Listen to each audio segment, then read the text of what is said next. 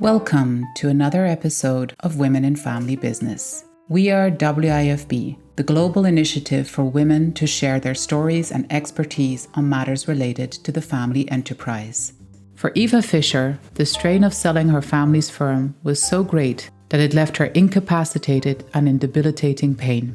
In this episode, Eva shares the personal and professional hurdles she overcame to safeguard the future of her family's business, even after the decision to sell had been finalized. She also talks about the values instilled by her father that continue to guide her business decisions, and emphasizes how focusing on a family member's shortcomings rather than their role within the family unit may indicate that it is high time to sell the business.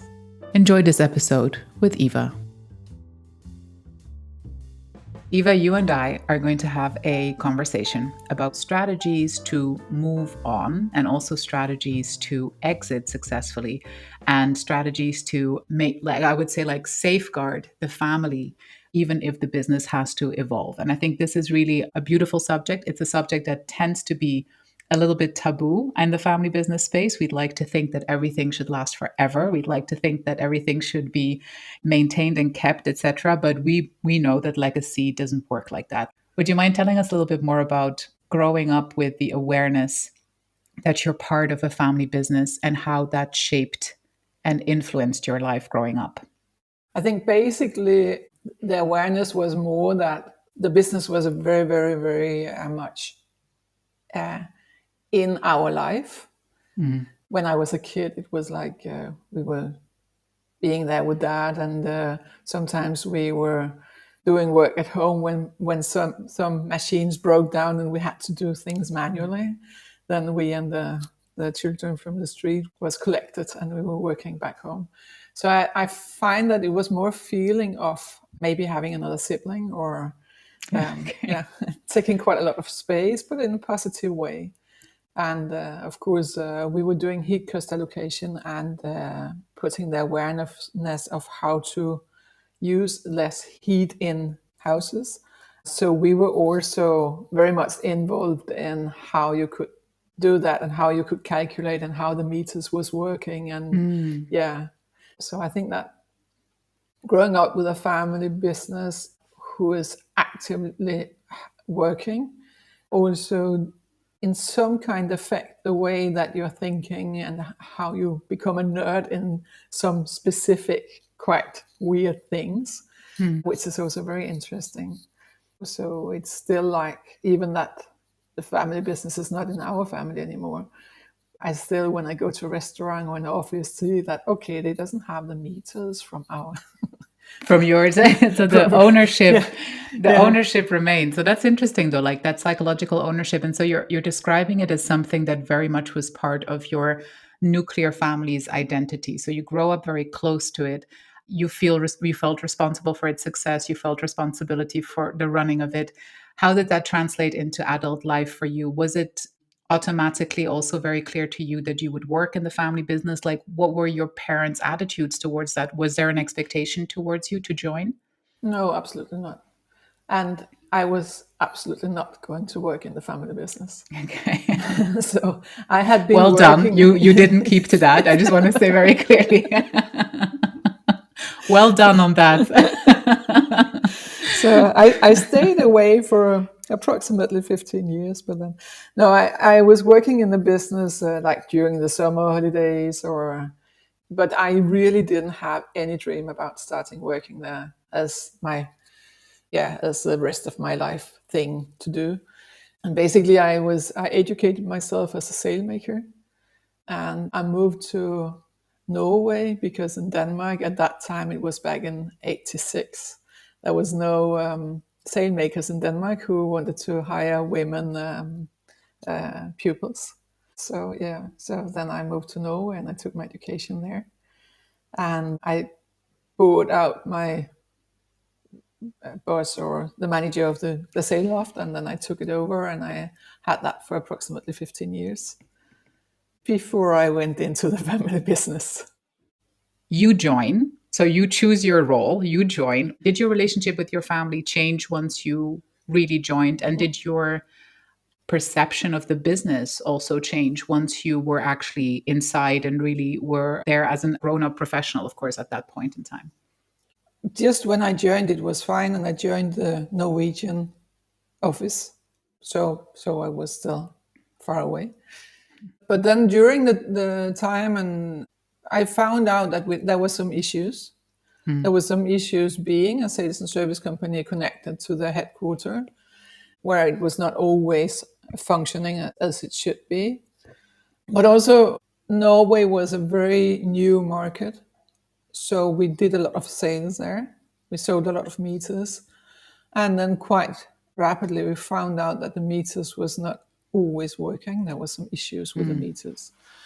So we had to change a lot of them, which is, it's easier to see when you're a newcomer, because then you just have like 2 million portfolio, but you just have. And so I was starting picking up my brother, who was a CEO, to place that we had some meter issues. But I think that looking back on how we were speaking to each other, we were still siblings working together. We were not professionals working together. Yeah. So he was extremely annoyed with this stupid little sister who, how should I know anything about meters and stuff like that? Yeah. Yeah. So he didn't really believe in it. And so the issues was not solved, and the discussions became more and more aggressive, and we really, really started a war. I mean, and it became that bad that I decided not to continue working there. This was after some years. I think I was there for 5 or 6 years or something like that. And because we couldn't talk, and the issues was not solved, and I didn't want to put my face in a company where we had to excuse to the customers all the time that, okay, now we're coming back again. Yeah. And then I decided to stop working there. So in 2011, I went to Denmark, and to deliver my work to another person to take over. And the same day, my dad said goodbye to my big brother. So he left the company. So we had to, from that day, we had to find, of course, a new management or a new manager, and we had to find out what is the situation of the company, and of course also low practical. Of course, we had to inform all the employees, the board, the bank, all this kind of basic stuff. Did you guys call it governance structures at that time already? Were you aware No. that these were the pieces that were missing, or did you intuitively just know we need to professionalize so that we can attract someone with the right talent? Like, what was that conversation like for you? Due to the situation in the company, we knew that we had to make some quite big steps to get, I think you call it liquidity. I mean, we didn't have any cash. We were still doing a plus, but we didn't have any cash, which was quite critical. And we were very close not to have any agreement with the bank. And so there was a situation that we was absolutely not aware of. So there had been mismanagement almost, and you had to fix all of that. And okay. And we had to do it fast. Putting these structures in place and putting the non-family CEO in place, etc. Like, how long did it take for you to see an effect on the business itself and on the performance of the business? And did you see an improvement in terms of how the business was run? Yeah, definitely. But then becoming more and more professional and having more and more people coming from outside in the management group and in the board, and then we were also forced into the governance and to make the strategy, to have the budget, and we did have the budget, but we had more into that. We were going to have a rolling budget, so it was not like, okay, wow, now we have the 5 years budget, and now the 5 year have gone, we need to make a new one. And we could feel that it had a big impact at the company, but also at the employees, because then they were also more safe and, okay, what is tomorrow going to be? But we had a big clean up, if you can mention it as that. So we had an indoor production, which we took out of the company and make another factory produce our meters. We had a huge stock, which we had to reduce. We had to find the cash. So we could pay back loans and stuff like that. And it took actually, I think we were cleaning up for like from 11 to 15. And in 15, we came out with a quite big minus. And even that, it was planned because we had reduced the value of some parts of the company, and we have outsourced things. You'd adjusted everything Yeah. basically. Yeah. Then the bank didn't find it very satisfying that we had this great minus. So they put their names on our shares, even that it was still our shares, but then we couldn't act in a way. And also, if we didn't succeed with our turnaround, we had a risk that the bank would take over. Would seize the company. Yeah. So then my siblings became quite nervous about if we wouldn't succeed, then we would have nothing. And they decided that we was going to sell the company. So it was together with this minus and together with the bank putting the names on the shares that the decision of the sale was taken. In a way, I guess, like by that time, you had spent many years trying to right a sinking ship, and then you righted it, and then in a way, you didn't get the chance, I guess, to then go into full recovery. Like, what was that like personally? How did you experience that? Were you relieved or were you more disappointed? Luckily, the sale took 2.5 years, so so we had time to finalize. And I was like, if I had a bag of money, I would put it into Boneta, our company, because I really could see that it was a great You would have future. invested into your own family business, yeah. So I was not agreeing and that we were going to sell the company, but at the other side, the decision was taken. And when you take a decision like that, you're not very interested in continuing. And as my siblings was also a big part of the company, and they would like to sell the company, then they would not be an active part. If you already are deciding that you're selling, then you're kind of If the decision's been made, yeah. So we made some changes again, and then my siblings stopped working in the company, and I became the chair. I was, until that moment, the deputy of the board, but I was running the board, but my dad was the chair. So I became the chair, and I was responsible for selling the company and also finalizing the turnaround.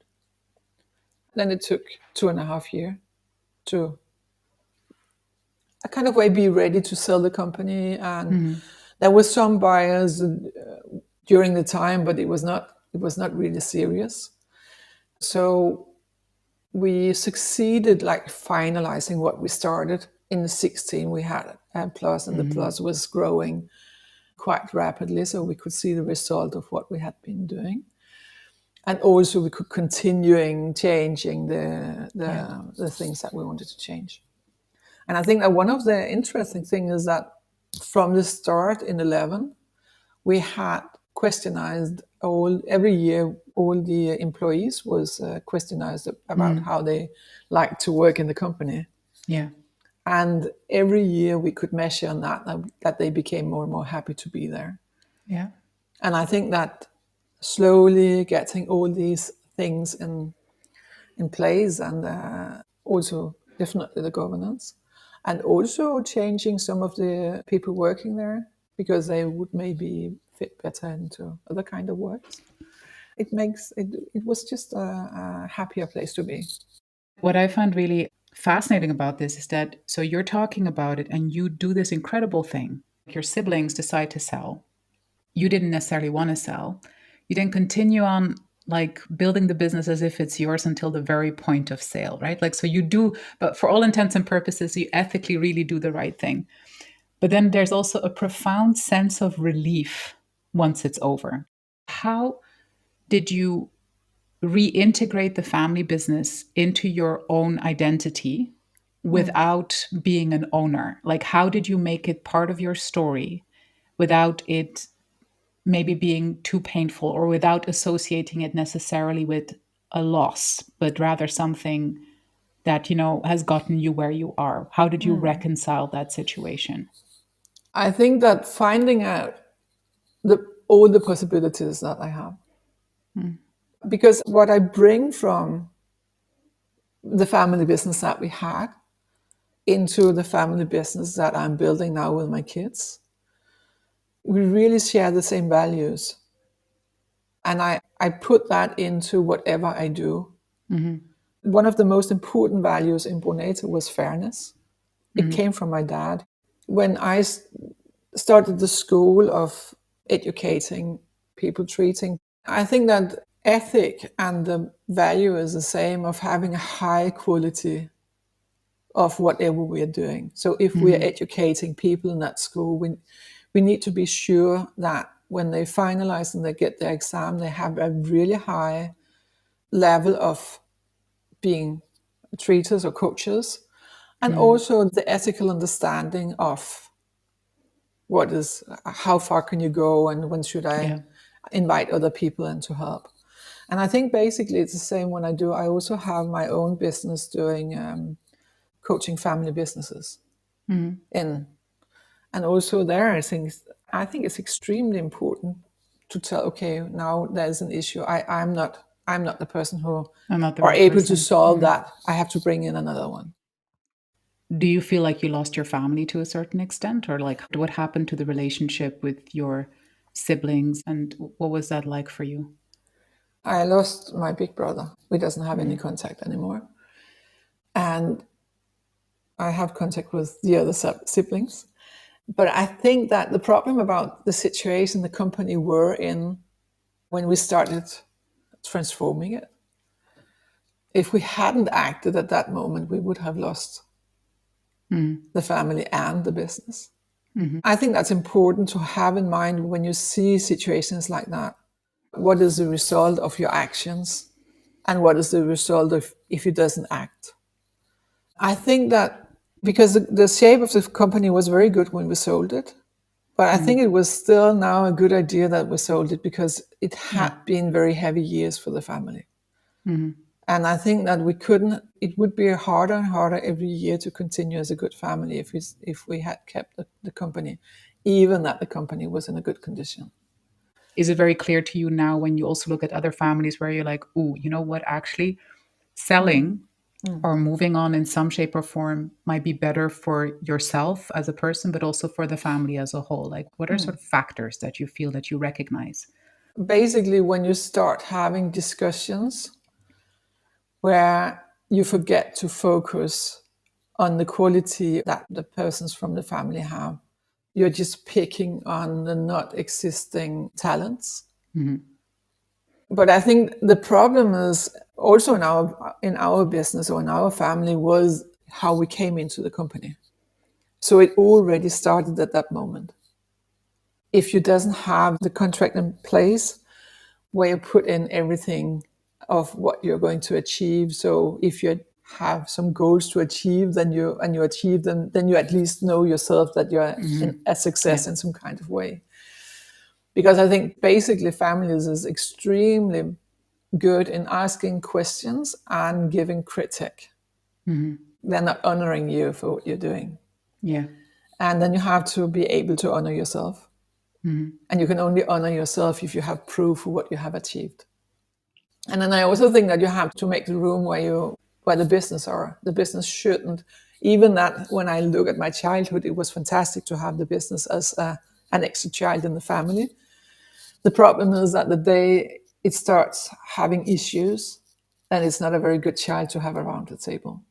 So I think from a very, very early stage, you have to separate the business and the family.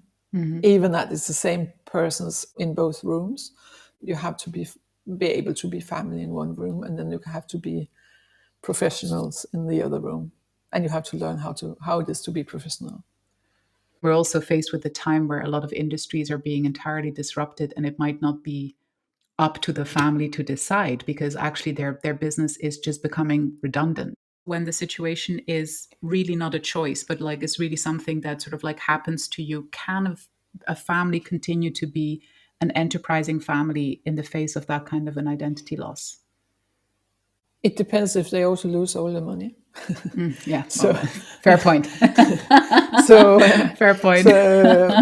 but I think it's a worse way of losing the identity. I use the school as an example again because it's very new. We have been in the sea for 1 year in January. And of course, it's not a success yet. Mm-hmm. And the interesting thing is that even that I would not, it will never be a success. If we have to close it, I will lose some money, but I will not be bankrupt, but I will lose some money. But the most important, and I'm really working with that feeling, is that I will feel like I'm a failure. Mm-hmm. And that's much worse. Mm-hmm. I mean, it's not a failure to decide to sell the company because of different issues, and especially not when it's a successful sale. And you have proved that we actually did it. We had it back on track. Yeah.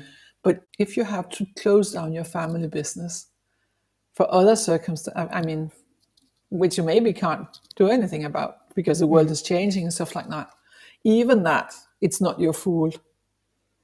I think the biggest problem is that you will feel like a failure. So you have lost your identity and you're a failure. Then there's a long way back to be proud again. A big conclusion for me is also from your story is that we should not be dismissive of the fact that this is an extremely difficult conversation for a family, and this is very hard to face. But I do think it's important to raise awareness over the fact that, you know, one can absolutely move on from the family business, and Definitely. one can move on as a family, one can move on as an entrepreneur, one can move on as a professional, and rebuild or continue to build on whatever has been the legacy, even if it's not in ownership anymore.